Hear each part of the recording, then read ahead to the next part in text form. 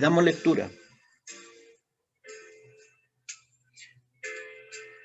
a Primera de Juan capítulo 2, verso 15.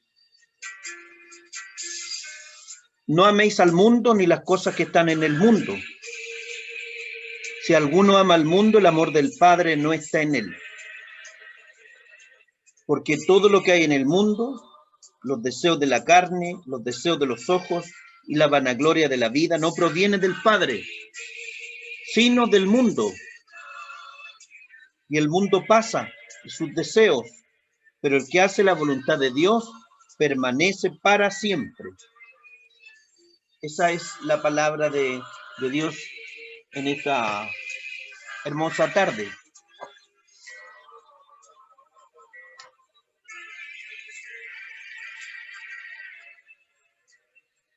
Recordemos entonces que nuestro Señor Jesucristo fue tentado en el desierto.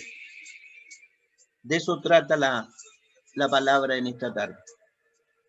Y vamos más que nada a centrarnos en la última tentación con respecto a estos textos bíblicos que acabamos de leer de no améis al mundo. Porque la palabra dice, porque de tal manera amó Dios al mundo, pero acá dice no améis al mundo. Pero se está refiriendo a algo bien específico. Se está refiriendo a los deseos de la carne, los deseos de los ojos y la vanagloria de la vida. Y debemos recordar que nuestro Señor Jesucristo fue tentado en el desierto. Mateo capítulo 4, verso 8 al 11. Dice, otra vez le llevó el diablo a un monte muy alto. ¿A quién? Al Señor Jesús. Y le mostró todos los reinos del mundo y la gloria de ellos. Y le dijo, ¿dónde estoy leyendo? Estoy leyendo en Mateo capítulo 4, versos 8 al 11. Y le dijo, ¿quién? El diablo a Jesús. Todo esto te daré si postrado me adorares. Entonces Jesús le dijo, vete, Satanás, porque escrito está, al Señor tu Dios adorarás y a él solo servirás. El diablo entonces le dejó y aquí vinieron ángeles y le servían. Vamos a hacer una breve oración. Oremos a nuestro Dios.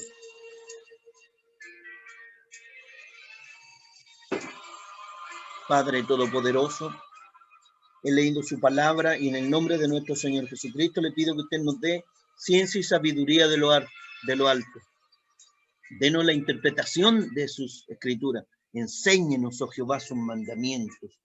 Todo se lo pido en el nombre de nuestro Señor Jesucristo. Amén y amén. Bueno, si bien es cierto, todas las cosas pertenecen a Dios el Padre, pero el Todopoderoso Dios, en su divina soberanía, permite que el diablo funcione como el Dios de este siglo. Eso explica entonces los accidentes. Se fija usted que la gente blasfema contra Dios y dice, ¿dónde estaba Dios cuando murieron estas personas? Cuando hubo este accidente múltiple, fallecieron menores de edad, por ejemplo. Entonces la gente blasfema contra Dios. ¿Dónde estaba Dios? Dios está en su trono, solo que el mundo está bajo el dominio del maligno, porque Satanás, que Jehová lo reprenda, es el príncipe de este siglo. Juan capítulo 12, verso 31, 2 Corintios capítulo 4, verso 4. Y esto fue porque Dios le había dado la mayordomía, la administración, ¿a quién? A Adán. Dios le había dado la mayordomía del mundo, el señorío del mundo a Adán. Génesis capítulo 1, versos 28 al 30. Sin embargo, Adán, por su pecado, por su desobediencia, entonces, le entrega voluntariamente la administración, el señorío, la mayordomía de este mundo al diablo, que Jehová lo reprende. ¿Cuántos van siguiendo esta predicación? Esa es la respuesta entonces, ¿por qué hay tantos males en este mundo? Porque el diablo viene a hurtar, matar y destruir. Pero mi estimado hermano, Cristo vino a traernos vida. ¿Cuántos saben que Jesucristo vino a traernos vida? Soluciona nuestros problemas. Jesucristo vino a traernos protección. Estamos bajo la cobertura de nuestro Señor Jesucristo. Él nos lleva a la verdad. Él es el camino que nos lleva a la vida eterna. Pero Satanás es nuestro enemigo. Él siempre va a hacernos tropezar, va a hacernos que ojalá blasfememos contra Dios. Bueno, Satán entonces es el príncipe de este mundo, el Dios de este siglo, y solamente en la gran tribulación, durante la gran tribulación, el Señor Jesús tomará el pleno dominio de los reinos del mundo. Apocalipsis capítulo 11, verso 15 dice, estoy leyendo de mi Biblia, dice, el séptimo ángel tocó la trompeta y hubo grandes voces en el cielo que decían, los reinos del mundo han venido a ser de nuestro Señor y de su Cristo, y él reinará por los siglos de los siglos. Recién en la gran tribulación nuestro Señor Jesucristo tomará los reinos del mundo. Porque él es Rey de Reyes, Señor de Señores.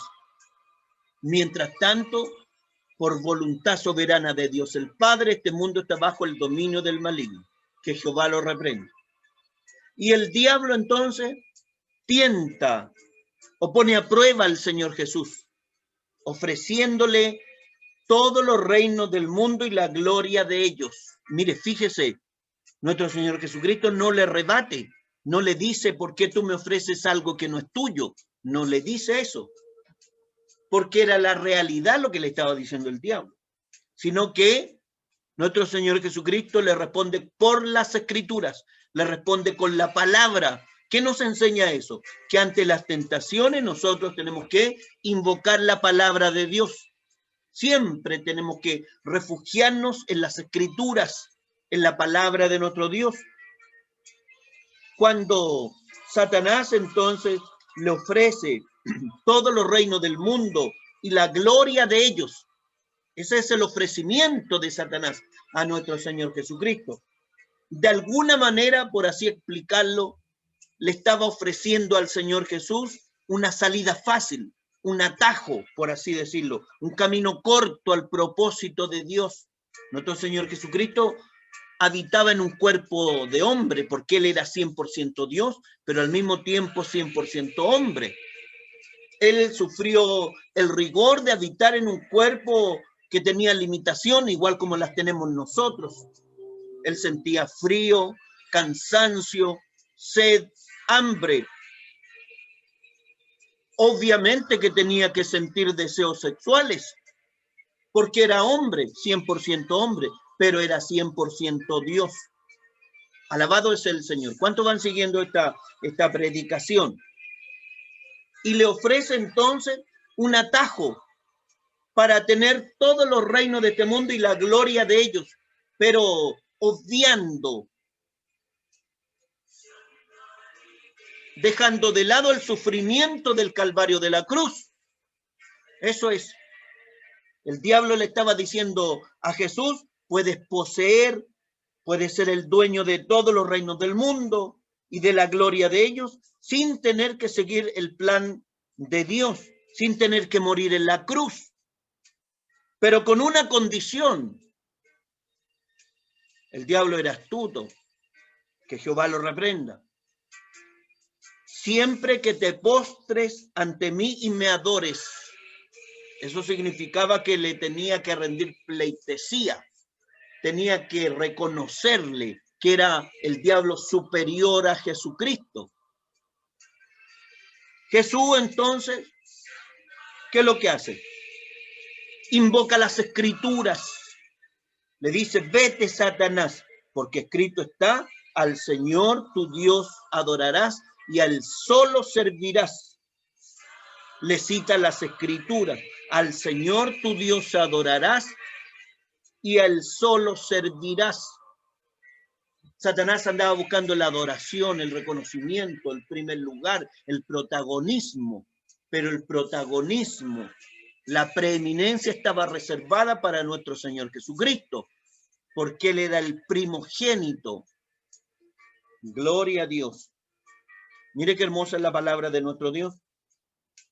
Los hijos de Dios entonces debemos resistir a las tentaciones de Satanás, pero también tenemos que aprender a dominar nuestros propios deseos.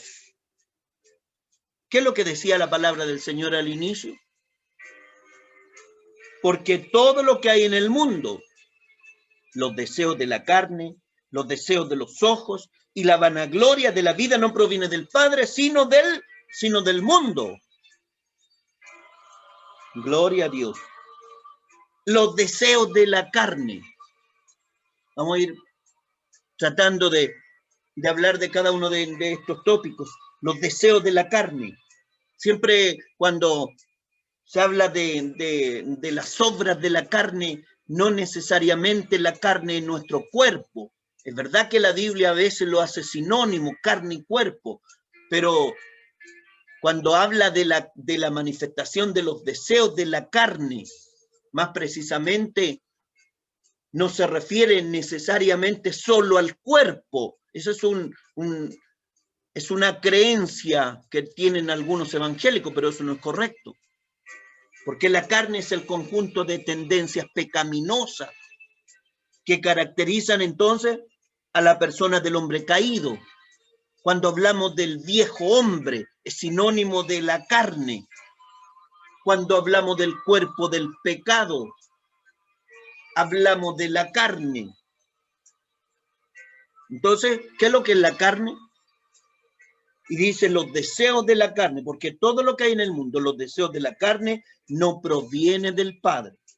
La carne entonces es este conjunto de tendencias pecaminosas que nosotros arrastramos por el hecho de ser de la descendencia de Adán, porque nosotros heredamos la naturaleza pecaminosa de Adán. Entonces, ¿qué es lo que es la carne? Es precisamente la naturaleza pecaminosa que cada uno de nosotros tenemos, hombres, mujeres. La manifestación de esta naturaleza pecaminosa, entonces, que heredamos de Adán. ¿Cuánto van entendiendo? Gloria a Dios. Pero la carne, este viejo hombre, ¿sabe usted, mi estimado hermano, que fue crucificado con Cristo bajo la condena de la ley? Como les decía de antes, es el cuerpo del pecado. Dice Romanos capítulo 6, verso 6. Tenemos que ser lo más literal posible a las escrituras. Gloria a Dios. Dice Romanos capítulo 6, verso 6. Sabiendo esto, que nuestro viejo hombre fue crucificado juntamente con él, para que el cuerpo del pecado sea destruido, a fin de que no sirvamos más al pecado. Mire qué bonitas son las escrituras. Cuando Gálatas capítulo 5, versos 19 al 21 habla de las obras de la carne, esta abarcan toda la actividad del hombre natural, del hombre animal, no solo su concupiscencia, sino también todas sus manifestaciones o frutos del egoísmo básico del hombre, como por ejemplo los celos, las iras, las contiendas, las disensiones, las herejías, las envidias. Todo esto abarca entonces las obras, las manifestaciones de este viejo hombre que debe ser crucificado con Cristo. Bendito y alabado eso, nuestro Dios. ¿A cuánto le gusta esta palabra? ¿Cuánto están escuchando esta palabra? Dice Gálatas capítulo 5, versos 16 y 17. Voy a leer de la Biblia Reina Valera. Digo, pues, andad en el espíritu y no satisfagáis los deseos de la carne. No tenemos entonces que satisfacer los deseos de la carne. Dice, porque el deseo de la carne es contra el espíritu y el del espíritu es contra la carne. Y estos se oponen entre sí para que no hagáis lo que quisierais. El deseo de la carne entonces es contra el espíritu y no debemos satisfacer los deseos de la carne. Gloria a Dios para siempre. ¿Cuál? Los deseos de la naturaleza pecaminosa que heredamos de Adán.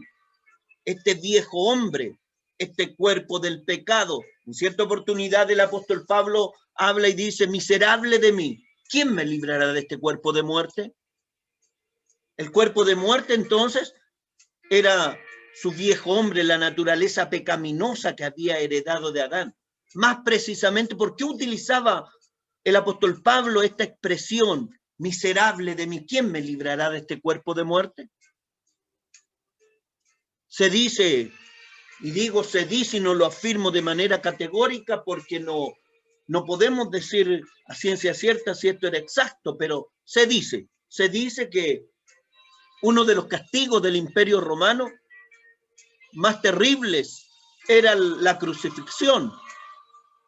Y otro de los castigos más grandes que había en el Imperio Romano y más terrible era que el homicida, en los delitos de homicidio, el homicida cargara con su víctima, con el fallecido, con el occiso, en la espalda. Debía cargarlo, este era un castigo. Recordemos que hay distintos tipos de castigo. Uno de ellos era la crucifixión. Eran los castigos que tenía el Imperio Romano, los soldados. Entonces al homicida lo hacían cargar en la espalda con el cuerpo del fallecido. Alabado es el Señor para siempre. Bendito y alabado es nuestro Dios. ¿Hasta cuándo? Hasta cuando se tornaba imposible después vivir con el cuerpo del fallecido, del occiso, del muerto en la espalda, porque empezaba el periodo, la etapa de putrefacción. Y finalmente el homicida con el cuerpo del muerto a la espalda, cargándolo en estado de putrefacción, también contraía las enfermedades y finalmente moría. Ese era el castigo. Por eso entonces se dice que el apóstol Pablo habría utilizado estas expresiones: oh miserable de mí, ¿quién me librará de este cuerpo de muerte? El cuerpo de muerte habría sido entonces el muerto que él cargaba, el viejo hombre que él cargaba, porque lo que debía hacer no lo hacía. Bendito y alabado es nuestro Dios. Pero en definitiva, ¿cuál es lo importante de esto? ¿Cuál es lo importante? Retornemos un poco más atrás. Dice, porque todo lo que hay en el mundo, los deseos de la carne, no proviene del Padre. Recuerda que estamos en la parte, los deseos de la carne. Gloria a Dios. Ya dijimos que los deseos de la carne es la manifestación entonces de la naturaleza pecaminosa que heredamos de Adán. Es el cuerpo del pecado, el cuerpo de muerte al que se refería el apóstol Pablo.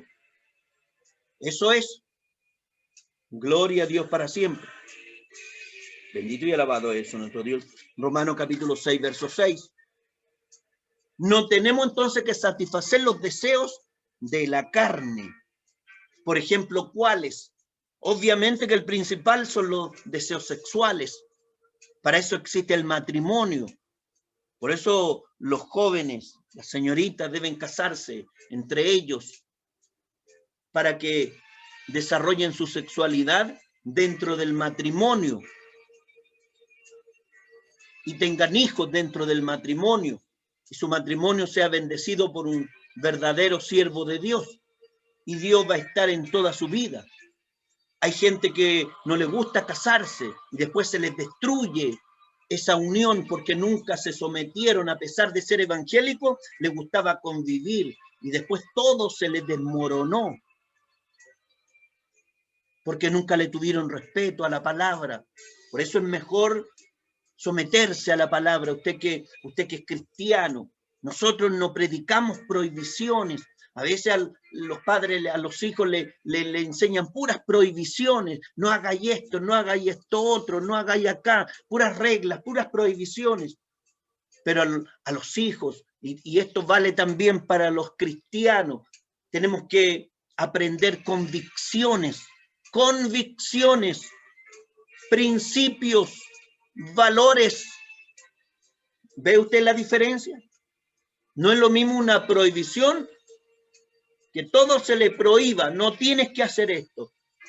La gente dice al final, yo no quiero ser evangélico porque tiene muchas prohibiciones, tanta prohibición, hasta de la manera de vestirse, tienen prohibiciones.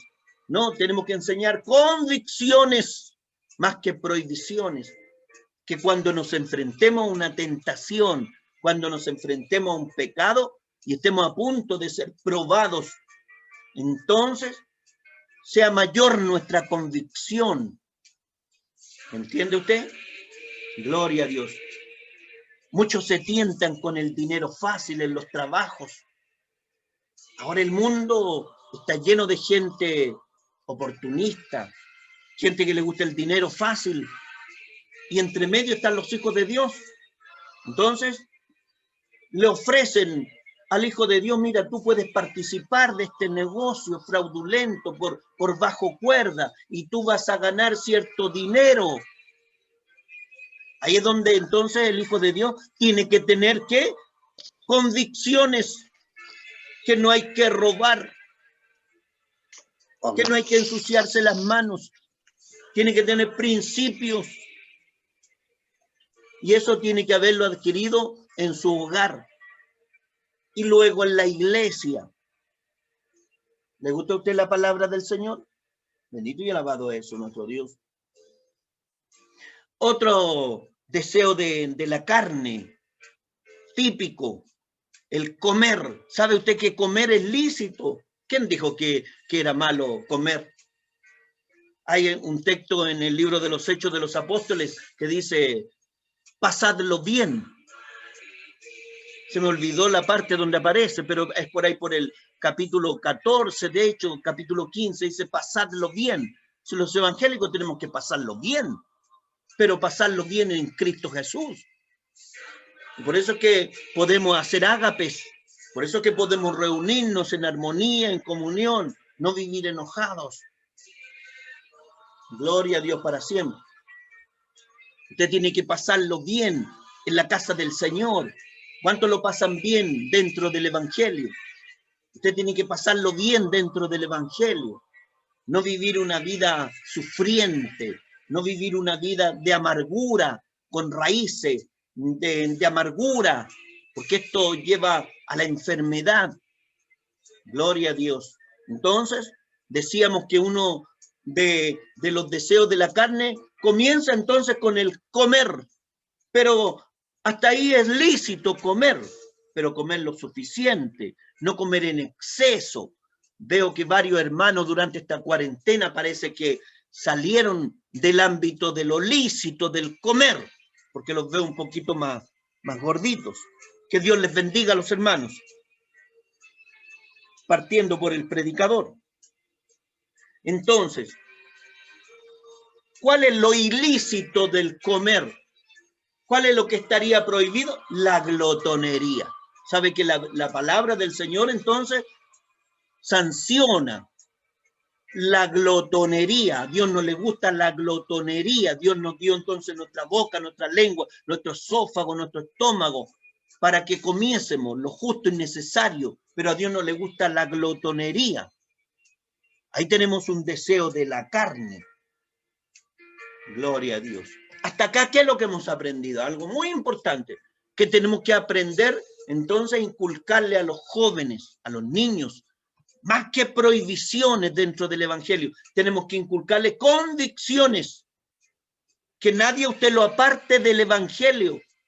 Cuando vengan tiempos de prueba, cuando vengan tiempos de pobreza, cuando vengan tiempos de lucha, siempre tenemos que mantenernos dentro de nuestra fe, porque este evangelio no es por un poco de tiempo, no es que pase el tiempo de la bendición cuando estaba bonita la iglesia y después cuando vino el invierno y venían menos hermanos, entonces se le pasa el evangelio. O algunos obligadamente tienen que cambiarse de comuna o irse a otra ciudad. Entonces se le pasa el evangelio. No, usted tiene que estar enamorado del Señor Jesucristo. Esto no es un entretenimiento. El evangelio, sabe usted, mi estimado hermano, que no es una entretención.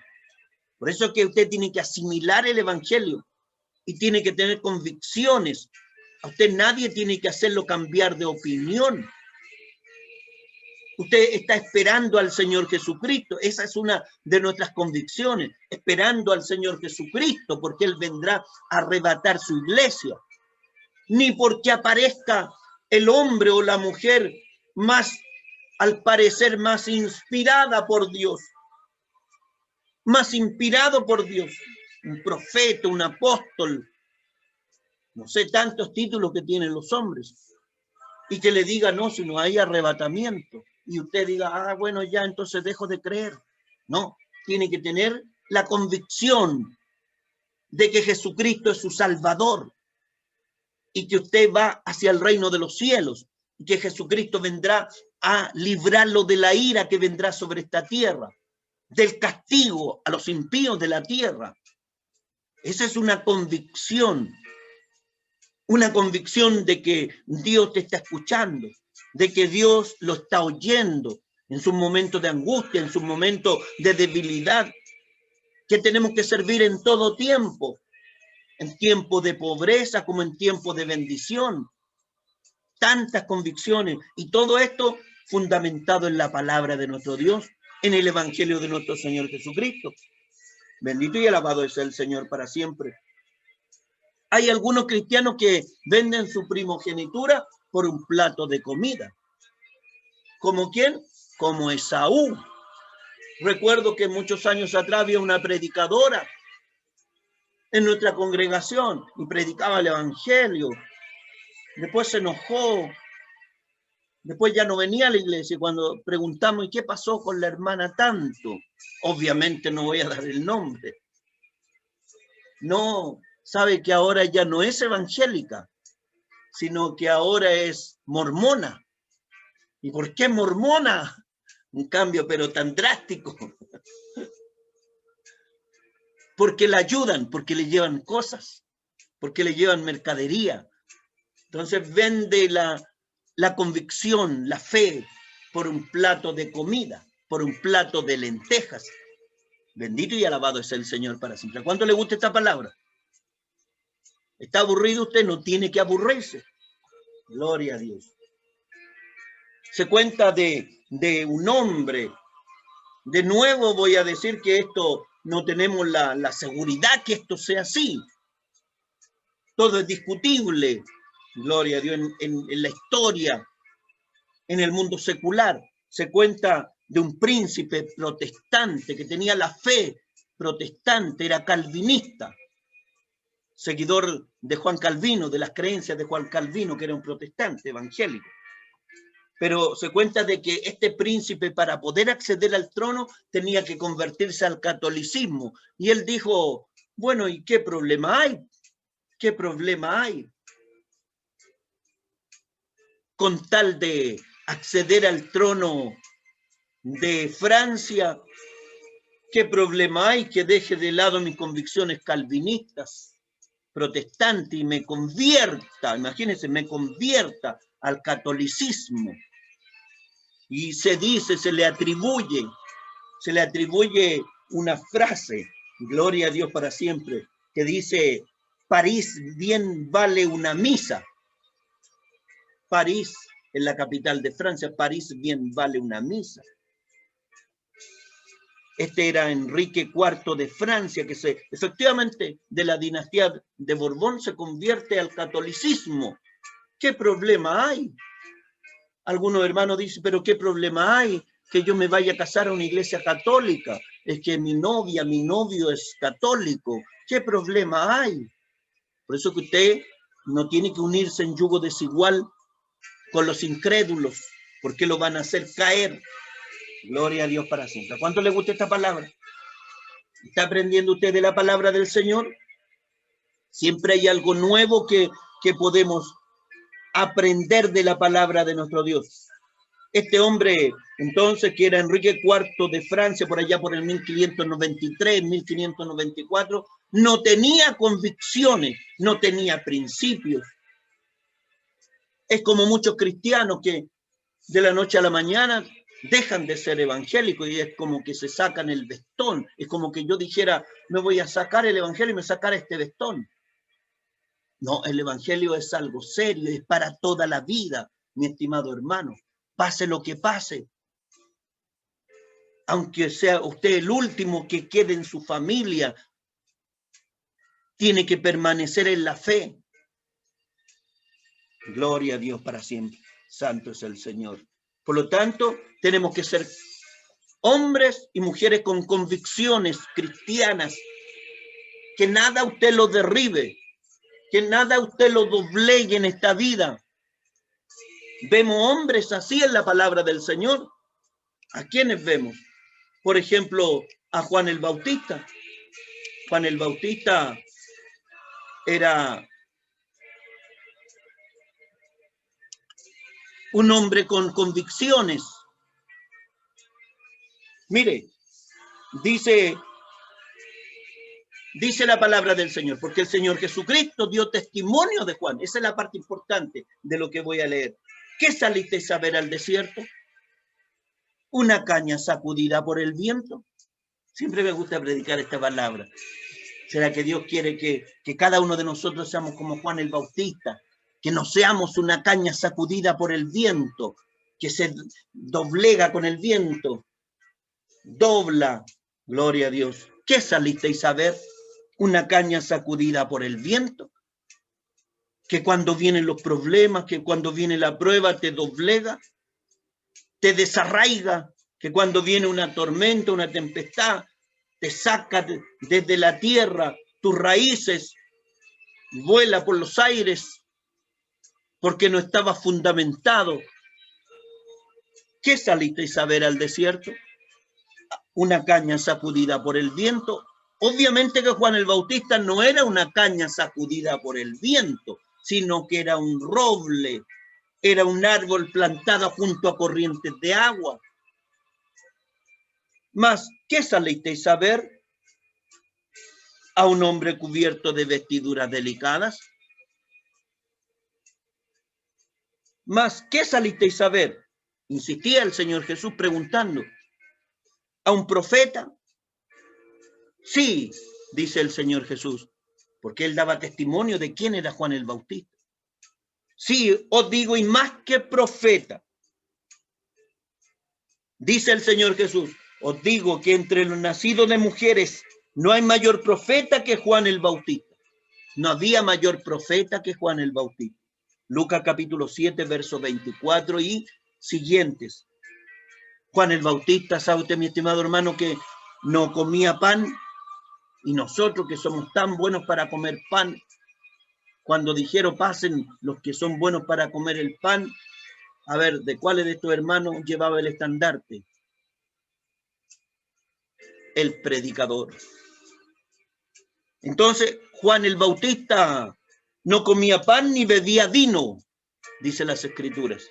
Él se abstenía de todo esto. Lucas capítulo 7, verso 33. Vestía de pelo de camello y tenía un cinto de cuero alrededor de sus lomos y comía langostas y miel silvestre. Marcos capítulo 1, verso 6. No vestía vestiduras delicadas ni comía exquisiteces. ¿Qué predicaba Juan el Bautista? Siempre lo vemos que bautizaba, pero en el fondo, ¿qué predicaba? Él decía, el hacha está puesta a la raíz de los árboles. Por tanto, todo árbol que no da buen fruto se corta y se echa en el fuego. Ese era el mensaje de Juan el Bautista. Y decía, mire lo que enseñaba Juan el Bautista. Sí, es súper importante. El que tiene dos túnicas, dé al que no tiene. Mire, no solamente esto lo enseñó nuestro Señor Jesucristo, sino que ya Juan el Bautista, su antecesor, decía, el que tiene dos túnicas, dé al que no tiene. Y el que tiene que comer, haga lo mismo. Estoy leyendo de las Escrituras. Lucas capítulo 3, versos 9 y siguientes. ¿Qué más predicaba Juan el Bautista? Decía, no exijáis más de lo que os está ordenado. Principios, valores cristianos. ¿Qué es lo que más enseñaba? A los soldados romanos les dijo, no os hagáis extorsión a nadie. No os hagáis extorsión a nadie ni calumniéis, y contentaos con vuestro salario. Predicaba la justicia de Dios. Mire qué hermoso. Y obviamente que Juan anunciaba el advenimiento de nuestro Señor Jesucristo, diciendo: su aventador está en su mano y limpiará su era y recogerá el trigo en su granero y quemará la paja en fuego que nunca se apagará. Predicaba el juicio de Dios, el juicio de nuestro Señor Jesucristo. Lucas capítulo 3, verso 17. ¿A cuánto le gusta esta palabra? Gloria a Dios. Los deseos de los ojos.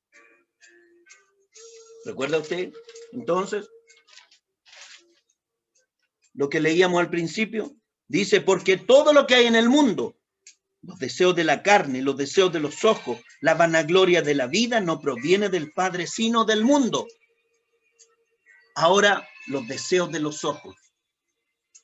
Todo aquello referido a las demandas insaciables de la vista. Se fija usted que todo entra por la vista. Usted no va a ir a comprar un auto que esté dañado, porque el gusto, el deseo de tener algo entra por la vista. Gloria a Dios para siempre. Por eso cuando el joven trata de agradar a la señorita, se arregla. La señorita se arregla más de lo normal cuando también anda enamorada de un joven, lo cual es lícito. Gloria a Dios para siempre. ¿Es así o no es así? Porque todo entra por la vista. Entonces, pero los deseos de los ojos, ¿a qué se referirá este texto bíblico? Todo aquello entonces referido a las demandas insaciables de la vista. Dice Eclesiastés capítulo 1, verso 8, dice: nunca se sacia el ojo de ver, ni el oído de oír. Siempre los ojos andan tratando de observar, de ver la morbosidad. El diablo usa la vista, el deseo de los ojos, para codiciar las cosas bellas de la tierra, para codiciar un auto, para codiciar una casa, la casa del vecino, la mujer del prójimo. Los ojos entonces influyen sobre nuestra alma, mi estimado hermano. Satanás entonces domina el mundo bajo el poder de lo visual, de lo aparente, de lo externo, de lo light, como dirían los pitucos, de lo superficial. Se fija usted que ahora hasta inventaron una profesión que se le llama asesor de imagen. Entonces el asesor de imagen está preocupado del look. Todo esto son términos ingleses. Está preocupado del vestuario, de la forma de caminar, de la forma de comportarse. Porque Satanás entonces, dominando este mundo bajo el poder de lo visual, de lo aparente, establece estas normas nuevas. Centra la vida del ser humano que no conoce a Dios en la imagen de lo codiciable. Se exacerba, se exagera todo aquello que impresiona la vista. Y nosotros tenemos que estar advertidos de esto. Gloria a Dios para siempre. Por eso tenemos que cuidarnos de lo que ven nuestros ojos. Génesis capítulo 3, verso 6, tantas veces que lo hemos enseñado. Dice: vio la mujer, Eva, que el árbol era bueno para comer. Vio que el árbol era bueno para comer y que era agradable a los ojos. ¿Cómo era el árbol que finalmente la hace pecar? Era agradable a los ojos. Se fue por la vista. Josué capítulo 7, verso 2, que tanto predican los predicadores acerca del manto babilónico, en la toma de Jericó y en el pecado de Acán. Gloria a Dios. Dice Josué capítulo 7, versos 20 y 21. ¿Por qué peca Acán en la toma de Jericó? Porque codició los objetos de un botín que no debía tomar. Dice: Y Acán respondió a Josué diciendo, verdaderamente yo he pecado contra Jehová, el Dios de Israel, y así he hecho. Josué capítulo 7, verso 21 dice, pues vi entre los despojos, ¿qué es lo que vio Acán? Vio con sus ojos, se tentó. Este es uno de los tantos ejemplos de la palabra donde un hombre hace pecar al pueblo y más que pecar, hace que Dios castigue a un pueblo entero por su pecado. Y este pecado entró por la codicia de los ojos. Pues vi entre los despojos un manto babilónico. ¿Cómo sería el manto? Un manto babilónico. Debe haber sido codiciable. Diría, ¿cómo voy a dejar que se pierda? Vi entre los despojos un manto babilónico muy bueno. ¿Cómo era el manto babilónico? Era muy bueno. Le gustó. Y 200 ciclos de plata. Le gustó el dinero, gloria a Dios. Y un lingote de oro, qué mejor. De peso de 50 ciclos, lo cual codicié y tomé. Pero si Acán no hubiese mirado con ojos espirituales, sabiendo que tomar esto sería anatema, como una maldición, entonces se habría librado de la tentación de la codicia. Los hubiera desechado por la convicción que él tenía, por el temor a Jehová, de que esto era pecado. Gloria a Dios. Pero pesado en balanza fue más su codicia que sus principios, que sus valores. Entonces, ¿qué es lo que hizo? Miró el lingote de oro, el dinero y el manto babilónico, que era bueno. Lo miró con los ojos de los sentidos carnales, los vio como cosas valiosas y las codició. ¿Cuántas veces los cristianos les pasa esto? Que quieren tener cosas en este mundo, cosas que a lo mejor son fáciles de obtener, pero por medios ilícitos. Por eso muchos cristianos caen en el robo. Gloria a Dios. Muchos terminan en una cárcel. Por eso tenemos que apartarnos de todas estas cosas. Era un tesoro mal habido. Eso era lo que estaba, lo que codició y tomó Acán en la toma de Jericó. Josué capítulo 7, verso 21, versos 20 y 21. ¿Para qué hablar de David con Betsabé? Gloria a Dios para siempre. Bendito y alabado es nuestro Dios. Y para ir terminando, gracias, Señor, dijeron los hermanos. La vanagloria de la vida. Como decía el texto bíblico. Bendito y alabado es nuestro Dios. Vuelvo a releer, porque todo lo que hay en el mundo, los deseos de la carne, los deseos de los ojos y la vanagloria de la vida, no proviene del Padre, sino del mundo. Y el mundo pasa y sus deseos. Pero el que hace la voluntad de mi Padre que está en los cielos, permanece para siempre. Bendito y alabado es nuestro Dios. ¿Qué es lo que es la vanagloria? La vanagloria de la vida.